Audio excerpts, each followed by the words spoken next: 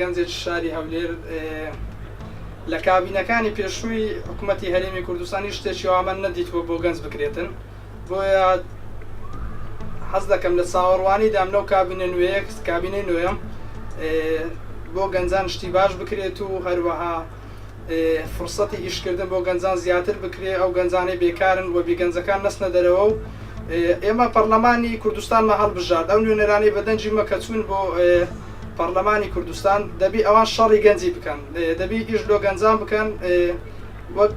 گەنجی کوردستان هیچکە ڕوو لە دەرەوەی وڵات نەکات و هیوای سەرکەوتنتان بۆ دەخوازمیش هەڵبەت دەستپێک گەشتبینم بەرامبەر بە تشکیلکردنی کابینەی نوێی حکوومەت چونکە خۆی لە خۆیدا گەشتبین بوون مانای ئەوەیە کە هیوایەک هەیە لە داهاتوو بۆیە من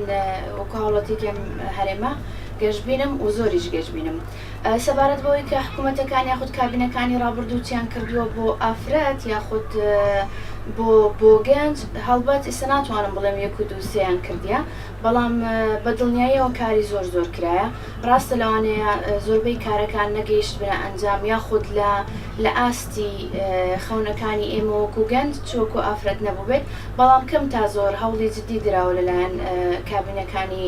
ڕابردووی حکوومەتەوە تاوەکو گوزەرانی گەنج و ژن و تەواوی چین توێژەکانی کۆمەلگا باشتر بکرێت سەرڕای هەبوونی چەندین قەیران و شەڕی نەگریسی داعش بەڵام هەوڵەکان هەر بەردەوام بوون. پێم خۆشە حکوومەتی داهاتوومان حکوومەتێکی فرەلایەن بێتن و